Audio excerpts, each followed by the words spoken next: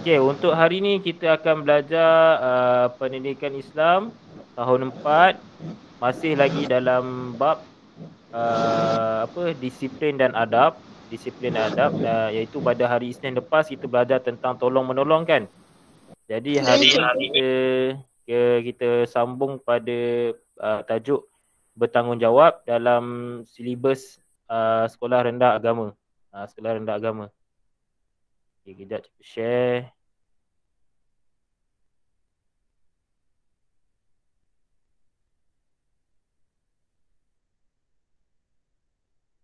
Okey, ini dia. Nampak tak? Nampak cikgu. Nampak cikgu.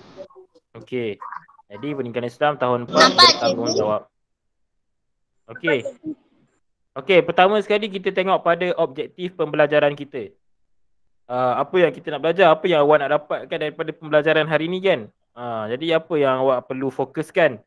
Okey. Objektif pembelajaran yang pertama adalah awak mengetahui, ini pelajar-pelajar mengetahui maksud bertanggungjawab dan kepentingannya. Awak tahu maksud bertanggungjawab. Apa dia bertanggungjawab ni? Pernah dengar tapi tak tahu. Biasa dengar tapi tak tahu. Jadi kali ni awak akan tahu maksud dia dan juga awak akan tahu kepentingan bertanggungjawab ni. Apa dia kepentingan jika kita mempunyai sikap bertanggungjawab. Yang kedua, pelajar mempunyai kesedaran dalam mengamalkan sikap bertanggungjawab. Jadi awak sedarlah yang awak pun sekarang ni masih dalam bertanggungjawab. Awak ada tanggungjawab awak. Apa dia tanggungjawab nanti kita huraikan. Okey, yang ketiga, pelajar cakna dan peka dengan situasi yang memerlukan mereka bersikap bertanggungjawab. Jadi awak akan, bila awak dah tahu tentang tanggungjawab ni dan awak sedar yang awak ada tanggungjawab untuk dipikul, maka awak akan cakna lah, awak akan alert. Awak akan alert yang awak sekarang ni dalam situasi bertanggungjawab dan juga awak peka apa yang perlu awak bawa dengan tanggungjawab awak ni, apa yang perlu awak carry on, awak terus ke hadapan dengan tanggungjawab awak ni. Jadi kita akan belajar dalam tajuk ni lah, tajuk tanggungjawab. Cikgu nak tanya. Apa maksud peka dan cakna cikgu? Cakna dan peka ni lebih kurang je. Maksud dia lebih kurang. Cakna ni maksud dia dari segi bahasa. Sekejap, cikgu tengok. Okey. Cakna ni maksudnya ambil berat. Ambil berat. Kemudian peka ni fokus lah. Peka ni fokus. Peka ni fokus ataupun dia macam tidak lalai lah. Dia tidak melambat-lambatkan. Dia terus bergerak. Faham tak? Cepat bertindak lah. Faham. Faham cikgu. Jadi itu maksud cakna. Dan itu maksud peka lah. Okey? Cikgu, kenapa suara cikgu macam tu? Sebab ni tak tahu Rahimah punya, kalau dia buka mikrofon cikgu akan bergema. Cuba Rahimah buka mikrofon. Apa tu? Kan? Cikgu tak pasti sebab apa. Mungkin Rahimah ada pasang dua device ke? Rahimah pasang dua ni ke? Ke satu tablet je? Satu. Kena check dekat ni kot, bahagian setting volume tu kot. Dia ada macam jadikan suara cikgu melantun balik. Kena check balik. Cikgu Anu ada dua. Tapi kalau ada headphone ataupun headset tu, boleh pakai headset lah Rahimah, lagi senang. Nanti dia tak ada bergema kan. Mungkin tak tahu lah sebab apa dia ada lantunan suara tu. Ada dekat dengan something apa. Sebab tu dia bila cikgu cakap dia akan reflect lah. Sama juga kalau kawan-kawan lain cakap pun dia akan reflect. Kalau Rahimah ada headphone macam cikgu, ataupun ada headset yang wire yang nipis tu, boleh pakai. Lagi senang. Okey, kita pergi pada maksud bertanggungjawab. Okey, Alisha tolong baca maksud bertanggungjawab. Maksud bertanggungjawab. Bertanggungjawab ialah kesanggupan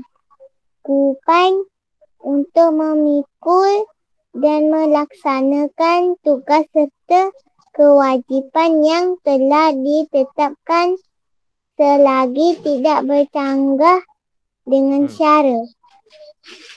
Maksudnya, Sesungguhnya pendengaran dan penglihatan serta hati. Semua anggota itu tetap akan ditanya tentang apa yang kita lakukan. Okey, cikgu sebenarnya nak suruh awak baca maksud tanggungjawab je. Yang bawah tu tak apa, nanti cikgu baca. Okey, tak apalah. Maksud bertanggungjawab iaitu bertanggungjawab tadi Alisha dah bacakan ialah kesanggupan untuk memikul. Awak rela untuk memikul dan melaksanakan tugas serta kewajipan yang telah ditetapkan selagi tidak bercanggah dengan syarak. Ini maksudnya sesuatu perkara ataupun tugasan yang diberikan kepada awak dan awak perlu lakukan serta kewajipan yang telah ditetapkan, iaitu benda ni, apa benda yang dibagi, tugasan yang dibagi ataupun sesuatu apa perkara dibagi pada awak, dia tak berlanggar dengan syarak. Jadi itulah tanggungjawab. Syarak ni maksudnya hukum hakam Islam lah. Tak berlanggar, tak bercanggah, tak berlari daripada syarak. Maksudnya kalau ada apa, contohnya tanggungjawab yang salah. Tanggungjawab yang salah, awak disuruh untuk menipu. Contohnya ada arahan, kata Nasir, awak kena cakap bohong dengan kawan awak supaya awak sekian. Tak boleh lah. Itu tak boleh. Maksudnya itu arahan yang berlanggar dengan syarak.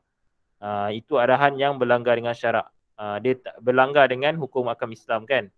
Jadi tak boleh. Jadi tanggungjawab yang kat sini maksudnya adalah contohnya macam awak sekarang semua pelajar kan. Jadi senanglah kita nak relaxkan situasi. Cikgu bagi kerja, awak buat. Itu tanggungjawab. Tanggungjawab awak adalah awak kena buat. Dan awak hantarkan seperti yang telah ditetapkan oleh cikgu. Jadi itu kira tugasan lah. Tugasan yang diberi untuk awak. Dan tugasan itu adalah tanggungjawab awak. Jadi awak kena laksanakan. Okey. Itu maksud dia. Faham tak? Faham. Okey. Faham, cik. Okey. Okey, kita tengok dalil dia. Dalil bertanggungjawab. Dalil bertanggungjawab ada disebutkan dalam Al-Quran. Jadi dalil ni maknanya bukti lah. Maksudnya kita perlu bertanggungjawab atas apa yang telah diberikan kepada kita. Seperti yang disebutkan dalam surah Al-Isra ayat yang ke-36. Surah Al-Isra ayat ke-36 iaitu firman Allah Subhanahu wa taala, A'udzu billahi minasyaitonir rajim. Innas sam'a wal basara wal fuada kullu ulaika kana anhu mas'ula. Sadaqallahul azim. Iaitu maksudnya apa dia? Sesungguhnya pendengaran, sam'a dan penglihatan, wal basara serta hati. Semua anggota itu tetap akan ditanya tentang apa yang dilakukan. Maksudnya di akhirat kelak, setiap anggota tubuh badan awak setelah apa yang awak lakukan. Tangan awak buat untuk apa? Menulis, lagi apa? Menolong ibu bapa, membantu cikgu, membuat kerja sekolah, semualah. Makan, minum. Mulut awak guna untuk apa? Mata awak guna untuk apa? Jadi semua itu atas tanggungjawab awak untuk awak bawanya kepada kebaikan. Sebab nanti di akhirat kelak semua anggota akan ditanya. Nanti waktu penghisaban kan. Waktu judgment day orang cakap. Waktu judgment day, hari penghitungan. Setiap anggota ni Allah panggil lah, contoh. Allah Subhanahu Wa Taala di akhirat kelak Allah panggil Nasir. Sila tampil ke hadapan. Kalau disuruh mulut ni cakap, dia akan berbohong. Jadi Allah Subhanahu Wa Taala tutup mulut ni. Jadi mulut apa, contoh apa, gambaran dia ibarat tangan boleh bercakap. Macam tu.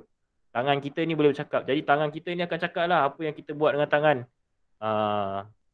Ni tangan kita akan cakap, selama saya duduk dengan tuan badan ni, dia telah menggunakan tangan saya ni untuk berbuat perkara yang tidak baik. Jadi kalau dah dicakap macam tu, binasalah kita. Bahayalah. Dia cakap tangan kita ni buat untuk benda yang tak baik. Kalau dia kata tangan tu dia bercakap kata selama saya bersama dengan tuan badan ini, tuan badan ini banyak membantu orang, banyak menulis perkara-perkara baik, banyak menggunakan kepada perkara-perkara yang bermanfaat. Jadi semua tu akan jadi nanti di akhirat kelak. Jadi semua tak terlepas Cikgu pun kena. Semua kena. Jadi semua tu akan dipersoalkan di akhirat kelak nanti. Sebab anggota tubuh badan kita adalah tanggungjawab kita. Kita kena jaga. Faham? Maksudnya sekarang Faham. tanggungjawab tu dah memang dah ada dah. Tanggungjawab tu memang dah ada. Tanggungjawab tu memang dah ada. Iaitu kita kena menjaga anggota tubuh badan kita yang utama kan. Kita kena gunakan kepada perkara yang bermanfaat. Sebab itulah disebutkan dalam surah Al-Isra' tentang akan ditanya. Semua anggota itu tetap akan ditanya tentang apa yang dilakukan. Okey.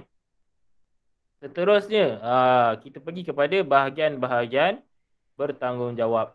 Bahagian-bahagian. Apa? Kita kena tanggungjawab kepada apa?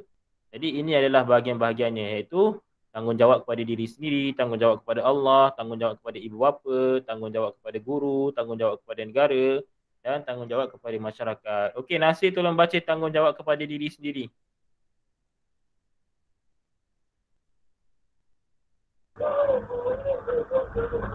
Bahagian-bahagian bertanggungjawab. Bertanggungjawab kepada diri sendiri. Menunaikan perintah Allah Subhanahu wa Ta'ala dan meninggalkan segala larangannya. Tidak menyirikan Allah Subhanahu wa Ta'ala. Okey.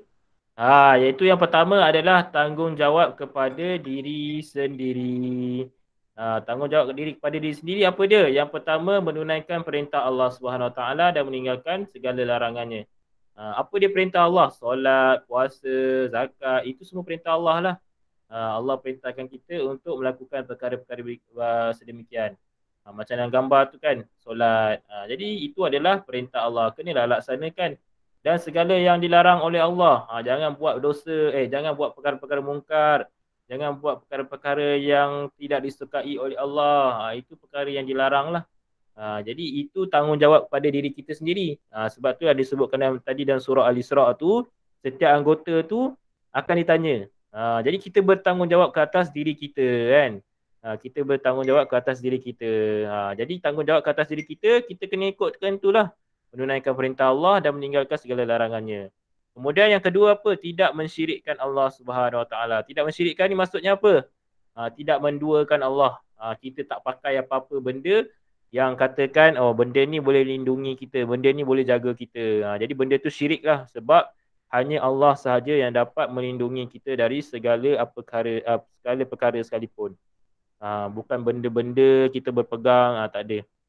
Hanya Allah Subhanahu Wa Ta'ala sahaja yang dapat melindungi kita. Jadi kalau kita macam ada tangkal ke, kita pakai apa-apa macam kan, kita cakap okey, cikgu saya pakai benda ni sebab nanti dia tak bagi saya kena benda malang cikgu. Saya tak bernasib baik nanti. Tak ada, benda tu salah, tak boleh. Sebab Allah Subhanahu Wa Ta'ala sahaja yang melindungi kita. Jadi kalau kita buat macam tu, kita dah hampir jatuh ke dalam syirik lah. Sebab kita percaya kan daripada selain pada Allah kan. Bahayalah. Okey, yang kedua tanggungjawab kepada Allah Subhanahu Wa Ta'ala. Rahimah tolong baca. Memelihara diri daripada perkara-perkara yang tidak diredoi Allah Subhanahu Wa Ta'ala.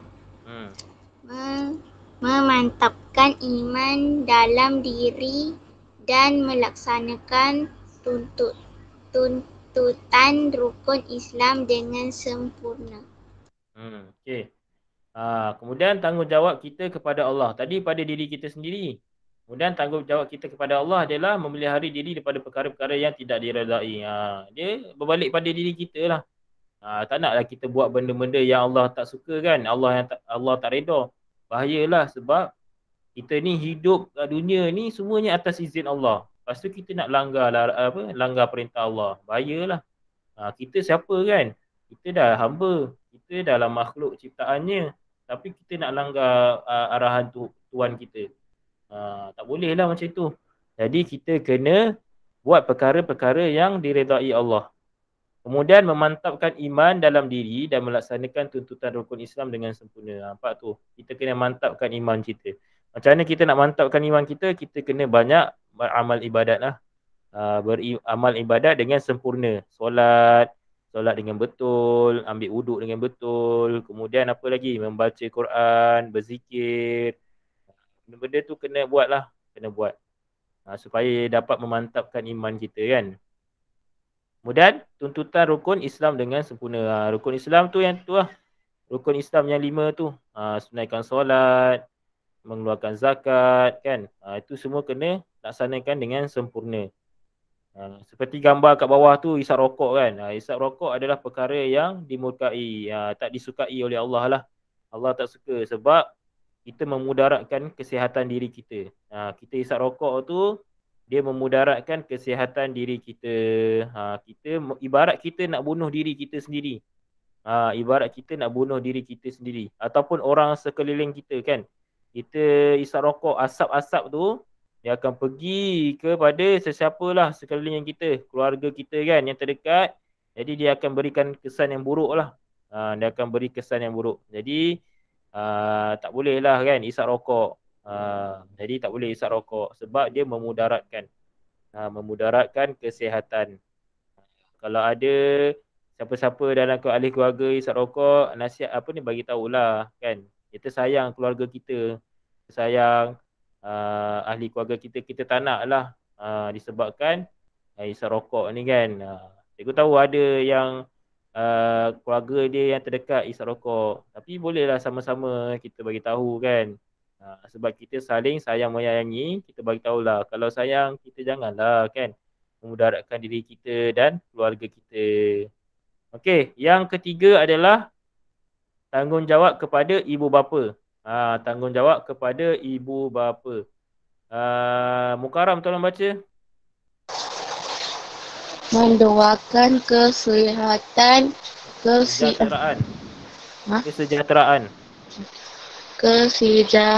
kesejahteraan kedua-dua ibu bapa, bercakap dengan lemah lembut, taat dan berbakti kepada kedua-dua ibu bapa. Dah cikgu. Okey. Tanggungjawab kepada ibu bapa adalah yang pertama mendoakan mereka. Doakan kesejahteraan ibu bapa kita. Kalau ibu bapa kita ada buat silap, kita doa minta, ya Allah ampunilah dosa kedua ibu bapaku. Ya Allah ampunilah dosa kedua ibu bapaku. Ataupun yang biasa kita doa, Rabbi fili wali walidayya warhamhuma kama rabbayani shaghira. Itu kita biasa doa kan, Rabbi fili wali walidayya warhamhuma kama rabbayani shaghira. Apa maksud dia? Ya Allah ampunilah aku dan ampunilah juga kedua ibu bapaku. Dan kasihanilah mereka seperti mana mereka mengasihani aku sewaktu aku kecil. Kenapa aku kecil? Sewaktu kita kecil, kenapa? Kita sebutkan sewaktu kita kecil. Sebab waktu kita kecil ni macam-macam perangai kita kan. Kita menangis, kita kencing merata, berak merata, kita buang air besar merata. Jadi ibu bapa kita ni sabar dengan kita. Disebabkan kasih sayang, mereka jaga kita dengan sempurna. Sampailah kita dah besar sekarang, dah umur 10 tahun, dah umur 11 tahun, dah umur 13 tahun, semua dah besar-besar dah.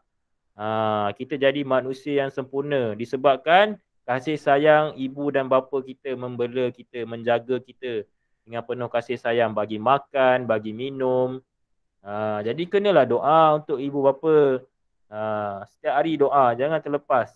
Setiap kali solat doa, Rabbi ufirli wali walidayya warhamhuma kama rabbayani shaghira. Doakan untuk ibu bapa kita. Sebab mereka banyak berkorban masa dan tenaga untuk membesarkan kita. Tak terbalas tu. Tak terbalas. Setitik susu ibu masuk ke dalam perut kita kenyang, kita tak mampu nak balas walaupun dengan wang ringgit. Walaupun dengan wang ringgit. Awak bagi 1 juta pun belum tentu mak awak boleh balas jasa mak ayah awak. Awak bagi 1 juta pun belum tentu. Ya. Cikgu, kalau ibu saya marah kan selalu cakap macam tu. Yelah ibu awak nak bagi awak sedar. Ibu awak nak bagi awak sedar, penat besarkan awak kan. Awak lari sana, panjat sini, lompat sana, lompat sini, conteng rumah semua. Awak rasa mak awak macam mana? Dia sabar je sebab dia sayang anak dia. Dia tahu ni anak dia. Dia tahu besar nanti anak dia jadi orang yang berjaya. Dia sabarlah. Dia didik anak dia dengan sempurna. Dah besar, sihat. Kan? Bagi cukup makan, kenyang. Jadi kenalah doa untuk kedua ibu bapa kita. Kemudian bercakap lemah lembut. Dengan mak, ayah cakap elok-elok. Tak boleh jerit-jerit. Panggil mak, oi mak. Macam tu tak boleh. Panggil elok-elok. Panggil mak, panggil elok-elok kan. Jangan panggil nama mak pula. Panggil nama, katalah mak nama apa, Aminah. Aminah, oh Aminah. Panggil nama mak, lagi tak elok. Janganlah jadi macam tu. Itu namanya tak ada adab lah. Tak ada adab. Kita panggil mak kita dengan gelaran mak lah. Panggil dia elok. Bercakap dengan mak lemah lembut. Jangan jerit-jerit. Kalau mak tak faham ke, kita terang elok-elok kan. Samalah. Kita sama-sama ingat mengingati kan. Kalau mak kita terkurang, kita cakap elok-elok. Jangan marah-marah mak kita, ayah kita. Okay. Kemudian, taat dan berbakti kepada kedua ibu bapa. Apa mak suruh, apa ayah suruh, kita buat kan. Selagi benda tu tak berlanggar dengan syarak lah. Apa mak kita kata, Alisha tolong kat kain. Okay, angkat kain. Okey, baik mak. Terus pergi buat. Nasir tolong basuh tahi kucing. Okey, baik mak. Jangan mak busuk lah, tak nak basuh lah, mak basuh lah. Jangan macam tu. Tak boleh macam tu. Mukaram tolong lipat kain. Alamak, penat lah mak. Mak lipat lah. Jangan. Kena terus buat kan. Okey, baik mak, saya buat sekarang. Itulah jadi anak yang soleh dan soleha. Sama-sama, okey. Kita ingat mengingati. Kena buat macam tu. Okey. Kemudian yang seterusnya, tanggungjawab kepada guru. Tanggungjawab kepada guru. Tolong Rabiah baca. Menumpukan perhatian ketika guru mengajar. Mematuhi segala yang dilihat. Menghormati dan mendoakan kesejahteraan guru. Okey. Tanggungjawab kepada guru, iaitu pertama menumpukan perhatian ketika guru mengajar. Ni cikgu ajar, beri tumpuan, fokus. Jangan cikgu ajar cakap sana, cakap sini, gelak sana, gelak sini. Itu tak ada adab lah. Jadi tak boleh lah macam tu. Bila cikgu cakap, walaupun kelas secara online kan. Apa dia, Nasir? Gambar Rabi ada muzik. Okey, jadi kena tumpukan apa yang cikgu cakap. Jangan gelak sana, gelak sini. Walaupun kelas online, kena macam tu juga. Awak kat rumah, kenalah macam awak rasa kat sekolah. Sebab kita masih lagi dalam keadaan belajar kan. Kena terapkan benda-benda macam tu. Kemudian mematuhi segala yang diajar oleh guru. Kalau ada cikgu ajar apa-apa, ikut. Jangan awak pandai-pandai pula, cikgu ni salah lah. Cikgu tak betul ni. Siapa nak ajar, awak ke cikgu? Awak jadi cikgu macam tu. Tak boleh lah, kena ikut apa yang cikgu ajar. Kalau ada salah ke apa, cuma tanya cikgu. Cikgu betul ke macam ni? Jangan awak cakap, cikgu salah ni, cikgu kena buat macam ni. Awak jangan macam tu lah. Itu macam awak nak ajar cikgu pula kan. Jadi awak kena tanya dulu cikgu. Cikgu macam ni betul ke? Nanti cikgu akan semak balik lah. Sama ada itu betul ataupun salah. Kemudian menghormati dan mendoakan kesejahteraan cikgu, guru. Kenalah doakan cikgu. Hormat cikgu. Cikgu cakap, dengar kan. Jumpa cikgu, bagi salam. Lalu depan cikgu, bagi salam. Jangan jeling je. Lalu depan cikgu, jeling je kan. Tak pun tak pandang langsung. Tegak je jalan. Muka pandang tempat lain. Tak boleh lah, kena hormat. Sebab cikgu bagi kita faham tentang ilmu kan. Berat, besar tu. Besar tu. Jadi kita kena hormat cikgu, hormat guru. Kemudian doakan. Awak kenalah doakan guru-guru awak. Semua guru-guru awak doakan. Ya Allah, ampunilah dosa guru-guruku. Semoga dipermudahkan urusan guru-guruku. Murahkanlah rezeki guru-guruku. Jadi kalau nak jadi murid yang cemerlang, murid yang berjaya dunia akhirat, dia doakan guru-guru dia. Dia doakan guru-guru dia. Sebab dia tahu ilmu tu mahal. Lebih mahal daripada RM1 kan. Awak berjaya disebabkan ilmu. Ilmu tu siapa yang mengajar awak? Guru lah. Cikgu-cikgu lah. Kan? Awak jadi apa? Businessman, jutawan. Jadi apa? Dermawan, karyawan, sastrawan. Semua wan-wan, angkasawan. Semua wan-wan lah. Semua wan-wan. Semua tu hasil daripada siapa? Hasil pada awak bersama dengan guru. Guru-guru awak belajar dekat sekolah. Doakan. Ya Allah, disebabkan kejayaanku ini ada orang di sebaliknya, iaitu guruku. Beri kemudahanlah kepada guru-guruku, ya Allah. Pemudahkanlah urusan mereka. Jadi, kena doakan untuk guru-guru kita. Kena doakan untuk guru-guru kita. Okey? Yang seterusnya, tanggungjawab kepada negara. Eliana, tolong baca.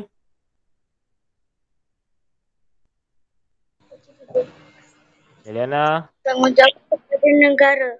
Kesetiaan kepada negara. Menjaga harta benda awam.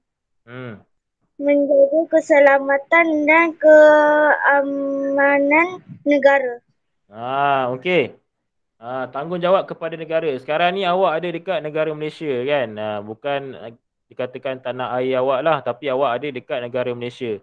Jadi awak kenalah ikut peraturan-peraturan yang telah diterapkan ataupun ditetapkan dalam negara Malaysia ni. Kena faham kan, kena ikut. Janganlah awak langgar pula, saya bukan orang Malaysia. Saya nak saya nak buat peraturan saya sendiri. Boleh lah. Jadi awak ada dekat negara Malaysia, awak kena ikut peraturan Malaysia lah. Kemudian menjaga harta benda awam. Harta benda awam bukan awan. Awam. Sorry. Awan pula. Harta benda awam. Maksudnya harta benda yang macam public transport, ada bas, ada taksi, ada apa lagi, bus stop, semua tu harta benda awam. Taman permainan, semua tu kan. Itu semua harta benda awam. Awak jaga elok-elok, jangan rosakkan. Awak naik buai, awak pergi pijak-pijak, sepak-sepak. Tak boleh lah. Awak naik gelonsor, awak lompat-lompat sampai pecah, sampai patah. Tak boleh. Kena jaga harta benda awam. Sebab benda tu kita nak guna ramai kan. Kemudian menjaga keselamatan dan keamanan negara. Apa-apa yang melibatkan tentang keselamatan negara, jagalah. Janganlah bagi kita nak bagi kucar kacir kan. Jadi benda-benda ni awak kena fikir-fikirkan lah. Mungkin awak tak dapat rasa lagi, tapi inilah kalau kita dapat, contohnya awak dapat balik ke negara awak kan, Arakan ke Rohingya balik. Awak nak jaga negara awak betul-betul. Kenalah terapkan benda-benda ni, tanggungjawab awak kepada negara. Jadi benda-benda ni kenalah awak adakan sewaktu awak di Malaysia ni sekarang. Sekarang ni awak ada di Malaysia, awak kena adakan benda-benda ni. Okey? Faham Faham, cikgu. Faham. Okey, yang seterusnya tanggungjawab kepada masyarakat. Tanggungjawab kepada masyarakat. Farina, Natasha, tolong baca.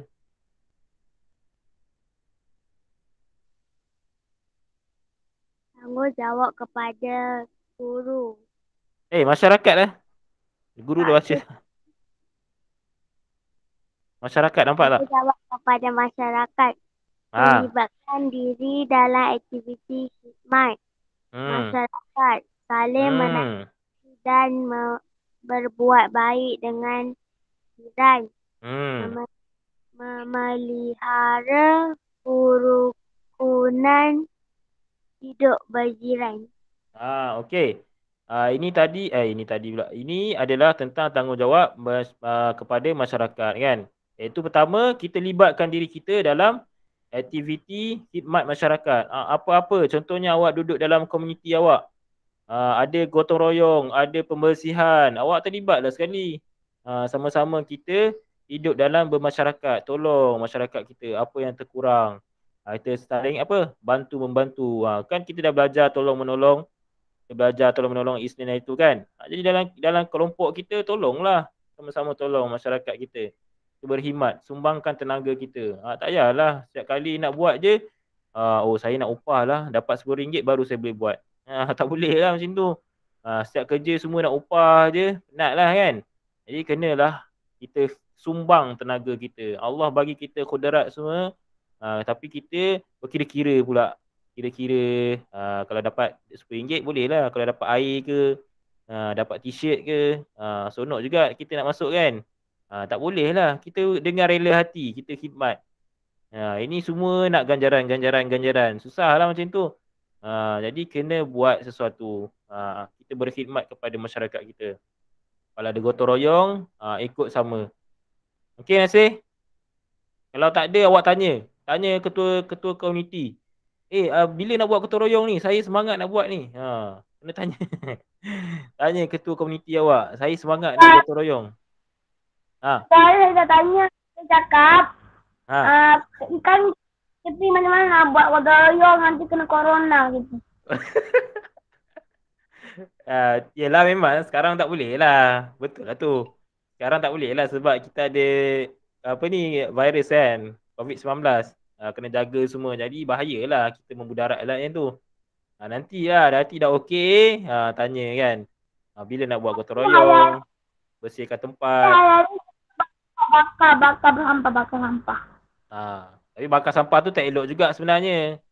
Sebab nanti asap dia tu jadi pencemaran pula. Okey, yang seterusnya. Bukan cikgu. Jadi jerebu. Nanti boleh jadi jerebu, betul. Okey, yang seterusnya saling menasihati dan berbuat baik dengan jiran. Jiran-jiran kita kena santuni. Tegur siapa jiran-jiran kita.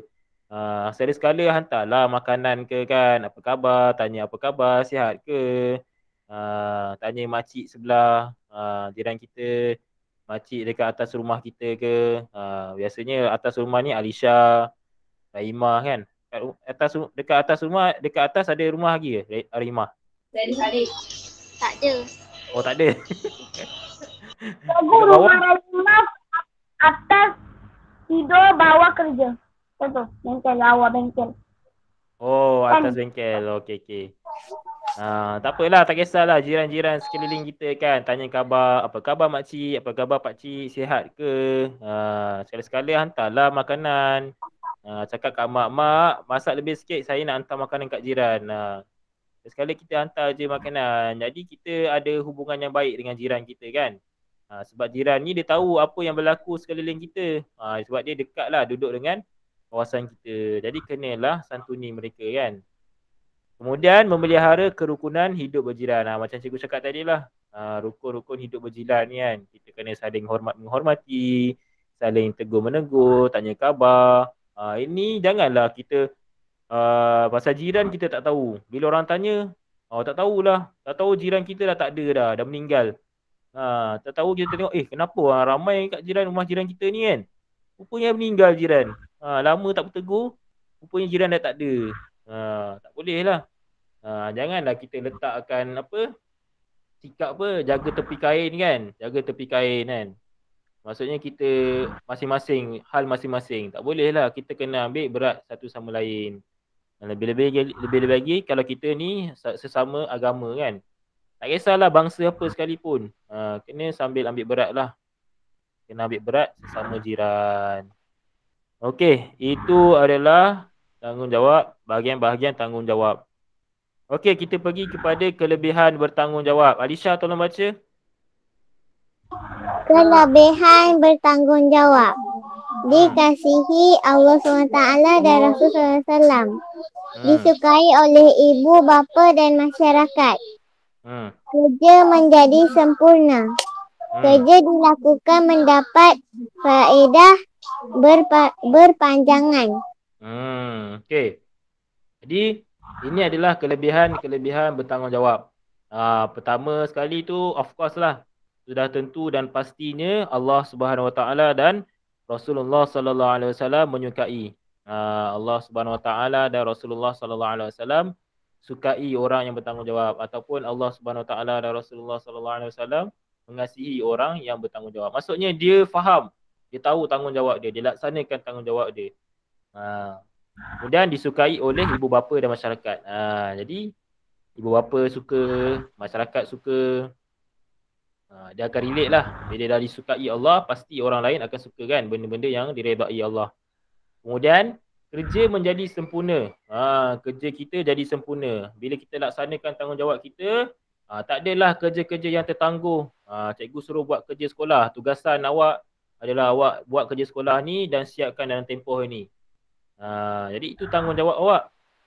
Jadi bila tak siap, kerja awak sempurna ke tak? Tak. Tak sempurna lah. Hasilnya kerja tu tak siap-siap sampai ke sudah. Bila cikgu suruh hantar, tak hantar-hantar. Rupanya kerja tu tak buat-buat pun. Jadi tak boleh lah.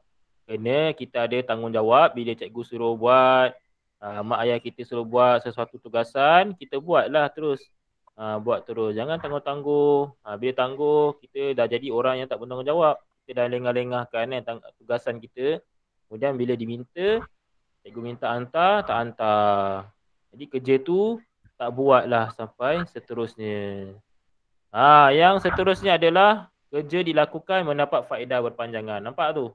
Apa-apa yang kita buat, tanggungjawab yang kita diberi, dia akan jadi faedah. Kerja rumah, awak disuruh buat. Semua tu berbalik kepada awak. Allah berbalik kepada awak balik. Bila awak boleh buat, boleh awak dapat submit kerja rumah kan, awak dapat hantar kerja rumah. Faedah dia apa? Faedah dia awak dapat ilmu. Awak faham apa yang telah dipelajari. Terus buat kerja kan. Lepas tu awak hantar. Jadi awak akan dapat ilmu. Rupanya yang ni dah buat dah kat sini. Rupanya soalan ni kat sini rupanya. Jadi awak dapat faedah dia. Awak dapat kita cakap dapat balik ilmu tu kan. Jadi kenalah buat. Tak kisahlah ataupun dalam segi konteks masyarakat ke, awak tolong orang kan. Awak tolong orang, tak perlukan ganjaran-ganjaran pun, tak perlukan sesuatu balik pun. Awak tolong atas kesukarelaan awak. Kesukarelaan awak. Jadi awak akan dapat faedah. Faedahnya apa? Orang akan tolong awak balik. Orang akan bantu awak balik. Orang nak tolong awak senang je. Kalau awak ada masalah ke apa, orang akan cakap, boleh, tak ada masalah, tak ada masalah. Boleh tolong tak ni? Saya ada masalah ni lah. Nanti orang akan cakap apa? Boleh, tak ada masalah, kita boleh tolong. Macam tu. Saling bantu-membantu. Okey. Jadi itulah kelebihan bertanggungjawab. Okey, yang terakhir adalah akibat tidak bertanggungjawab. Apa kesan dia kalau kita ni ada sikap tidak bertanggungjawab? Apa kesan dia? Yang pertama pastilah yang berlawanan dengan kelebihan tadi, iaitu Allah Subhanahu Wa Taala dan Rasulullah Sallallahu Alaihi Wasallam murkai. Murkai ni maksudnya tak sukalah. Penat je kita hidup kat dunia ni, Allah tak suka kan. Jadi tak naklah macam tu. Kemudian kerja yang diamanahkan tidak sempurna. Bagi kerja sekolah tak hantar. Jadi tak sempurna lah. Dah dikira tak sempurna. Jadi naklah macam tu kena ubah. Kalau ada sesiapa terasa kena ubahlah sikap-sikap macam tu, kena ubah.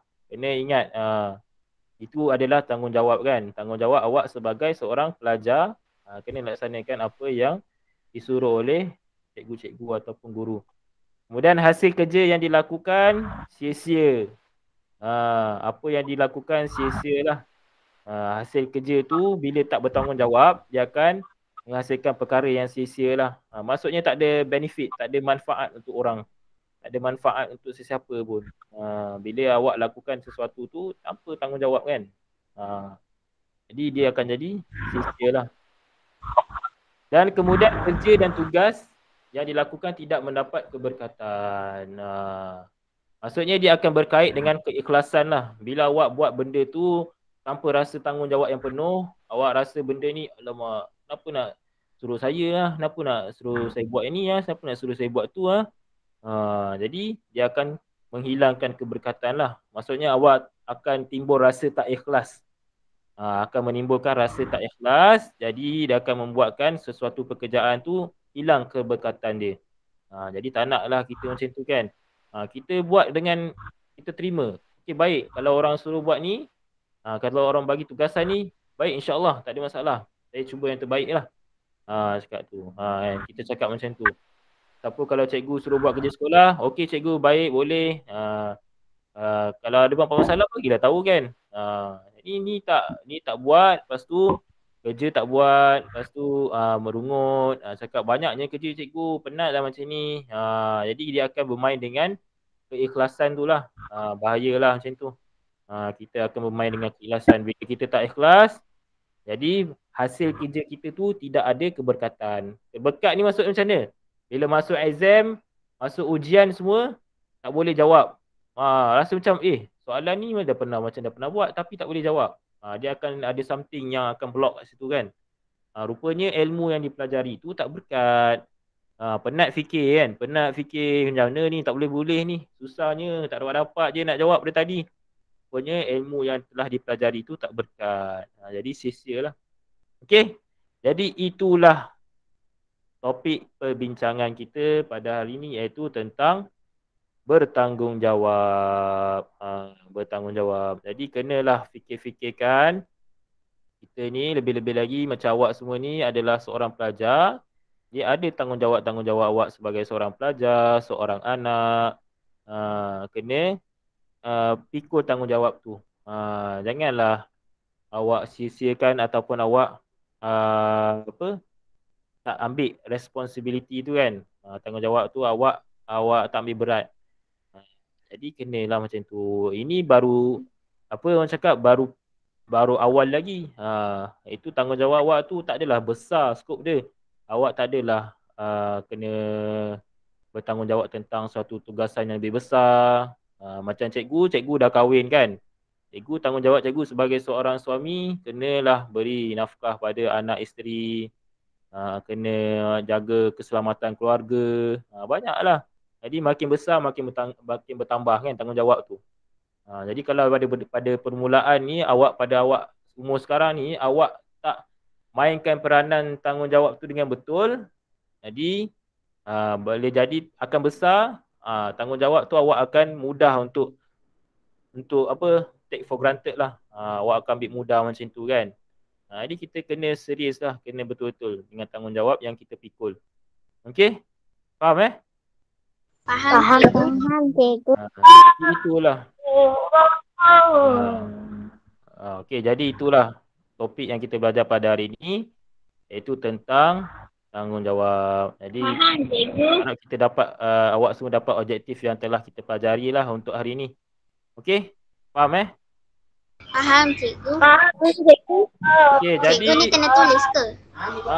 baru nak cakap. Okey, untuk hari ni seperti biasa awak perlu salinlah nota ni. Kenapa setiap kali lepas kelas ni cikgu suruh salin? Sebab cikgu nak awak ingat. Sebab dengan kita menulis ni kita akan ingat. Kalau kita dengar je, kita samik je masuk kan. Dengar je, dia tak jadi ingat. Dia kena tulis baru lagi ingat. Kita akan ingat bait-bait. Setiap tulisan-tulisan tu kita akan ingat lah.